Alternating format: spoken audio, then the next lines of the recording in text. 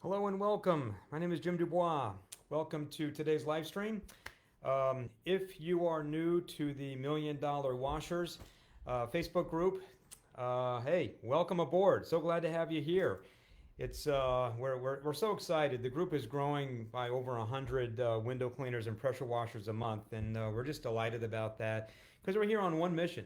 To serve you with strategies and concepts to take your business to the next level.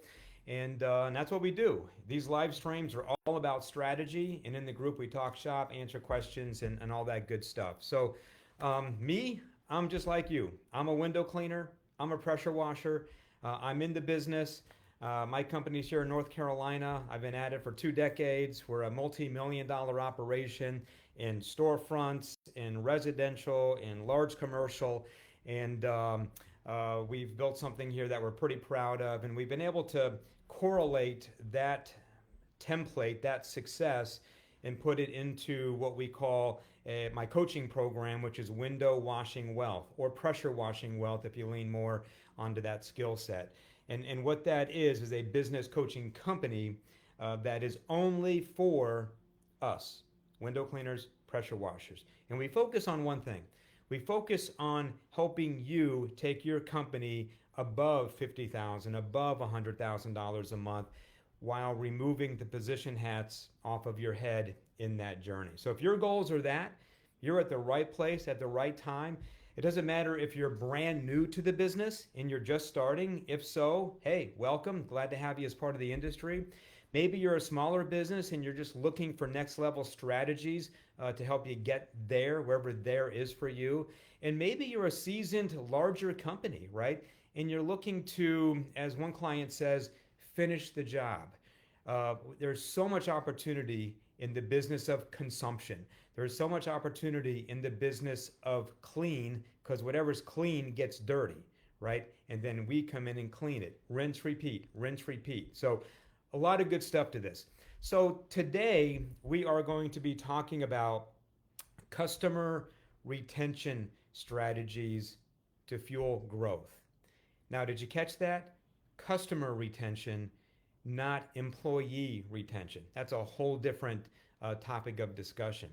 So we're going to talk about a different way to look at your marketing that many just don't talk about on stages or in books, or many just don't know to talk about it. I can tell you, me as an entrepreneur, I like to be in the middle of the action, not in the boardroom, but in the weeds of my business. And every quarter, we hold a quarterly planning meeting with my top two. And we get to spend a lot of time together figuring out new ways to market our business, ways to strengthen our weaknesses, find new customer retention strategies, among other things.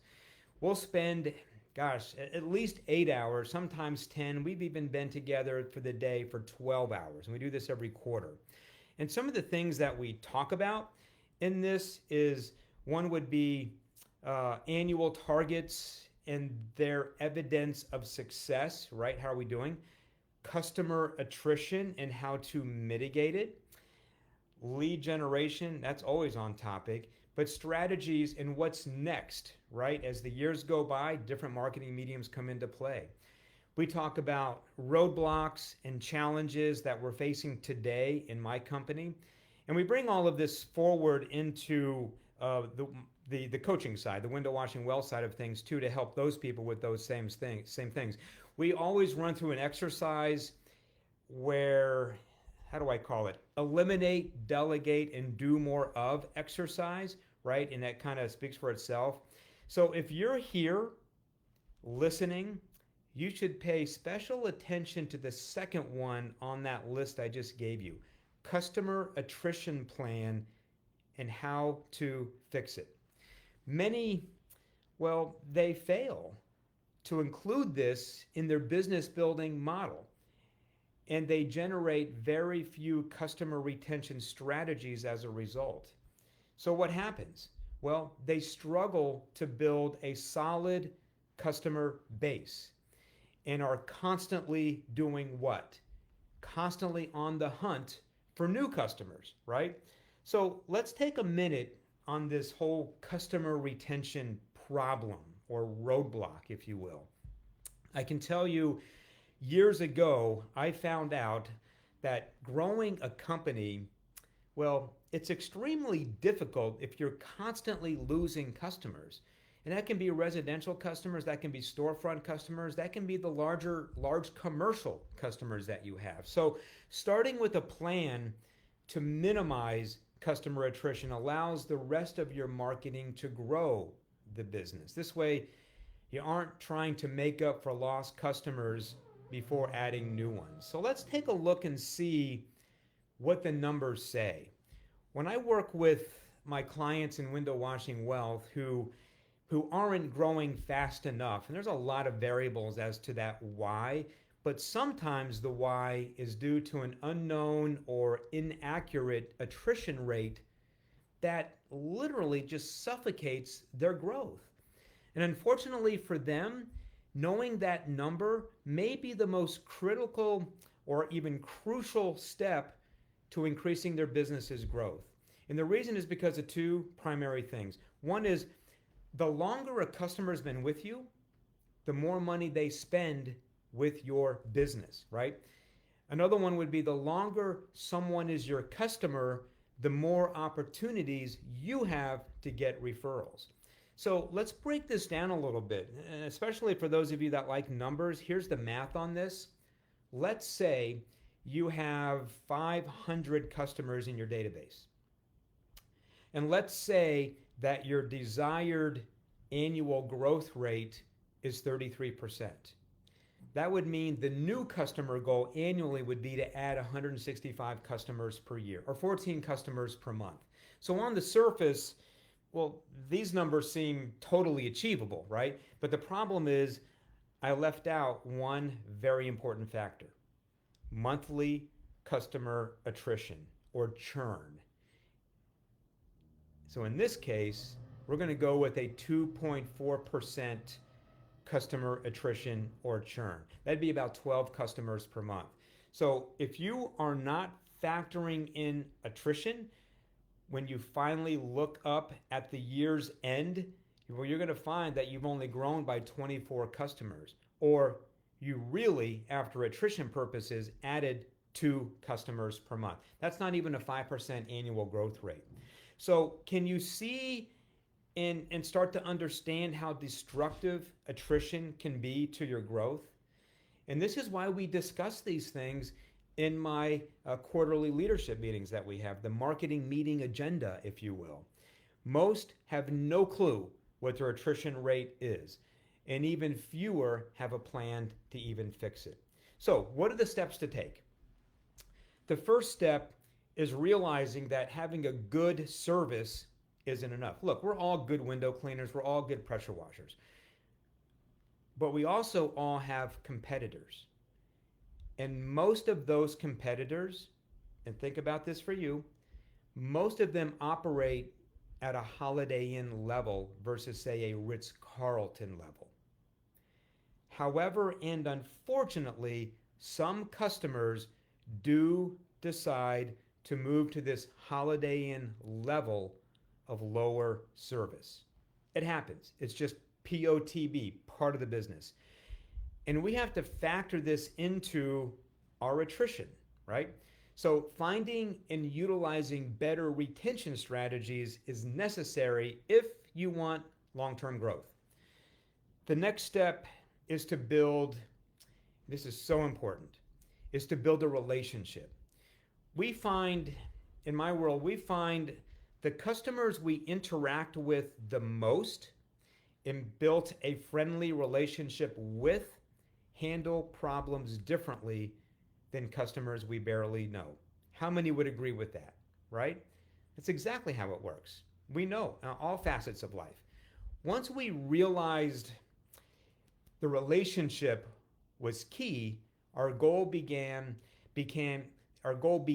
and became to having a relationship with as many customers as we possibly can. In fact, if you were to be a fly on the wall and hover over my administrative department, we have 5 people there. This is what they do. They are nurturing relationships with our existing customers every day, all day long. So the vehicle that we use for this is, as I said, office staff. Your technicians in the field can create relationships, right? You should be creating relationships. Your supervisors should be creating relationships, your salespeople, and so on and so forth. It's all about how special you make that customer feel. And we strive very, very hard to make them feel incredibly special, like they're the only one. And when you start doing that, watch the game start to change. Then add in other customer retention strategies on top of it. And you'll begin to create literally a Ritz Carlton stacking experience where you're stacking retention programs on top of each other to where the mission is. But typically what happens is your customers are going to say, I'd be an absolute idiot to go anywhere else, because they're being treated like gold. You know in your own world what that looks like. So other retention strategies to think about: one, add more services to your service offerings and create that loyalty to your brand. Do things your competitors don't when providing these services, meaning go above. And it's not just adding more to what you're doing in window cleaning service or pressure washing service, but think about a before, a during, and an after experience that you can give that your competitors don't. Another part to this is, I'm not going to go deep in, I'm just going to say it, identify the correct or right type of customer avatar. Many miss the boat on this. Another one would be implement a seamless customer buying experience. What do I mean by that? It's really simple. And again, so many miss the boat on this. Make it easy for the customer or the prospective customer to do business with you. Get some feedback from family, friends, neighbors, whatever that might be, even people that work for you, and have them go through the buying experience and find out where your weaknesses are. Because the simpler you make it, well, the more customers will love you and will stick with you. Another one would be communicate with your customers in a very highly personalized manner, often. Part of that, it's just being you. Speak with a smile and make them feel really, and I'll say it again, like they are the only one. If you start building that relationship and making rapport with them, and you know what I mean by rapport, right? Think about that. It starts to create a bond. It starts to create almost a friendship there. And then what I want you to do, and this is important, track or predict the why to your customer attrition. Why are they leaving? Why are they not getting back on the schedule, right? Think about that and start going to work on that to figure these things out so that you can fix them. And I have to tell you, a program like this takes time. But you know what? All we have in front of us is time. And when you do this correctly, it will be a turning point for you to begin fueling the growth of your company. So here's a tip, and you've heard me say this before. If you want to be like a Fortune 500 company, you got to start thinking like one. And this would be one of those strategies to get you thinking like one. Most don't. They just don't. So your exercise as a result of this live stream is to implement, let's say, 3 customer retention strategies to combat attrition. Set a target completion date. No, really, set a date. 7 days from now, by the end of the month, 14 days from now, whatever that looks like. Set a date and start chipping away at coming up with these 3 customer retention strategies to combat attrition. And this is just one more strategy that my company, my coaching clients, and I stay focused on in our own companies. Because when the dominoes all start to connect, a beautiful picture begins to emerge. So if you're in a place right now where you're looking for mentorship, you're looking for guidance, you're looking for a coach that has already blazed the trail that you're after, type the word coach. Wherever you see a place to type in the word coach below, and we can hop on a call, answer your questions, and see if what we have makes sense for you to help you get where you want to go. You know, I have a client of mine who's in California. His name's Peter. When he came on board, and he was probably a decade in, at $185,000 in annual revenue. 2 years later, bringing strategy, bringing business acumen into his world, he went from 185,000 to 559,000 in revenue. But you know what's more exciting than that? He's no longer in the truck. He doesn't answer the phone. He doesn't even supervise his technicians. He is separated from the day-to-day.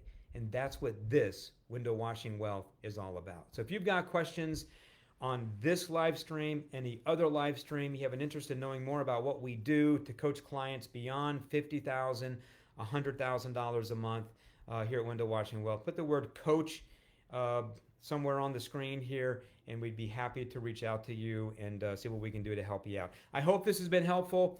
Thank you for having me in your world, and we will see you next time. Thank you again.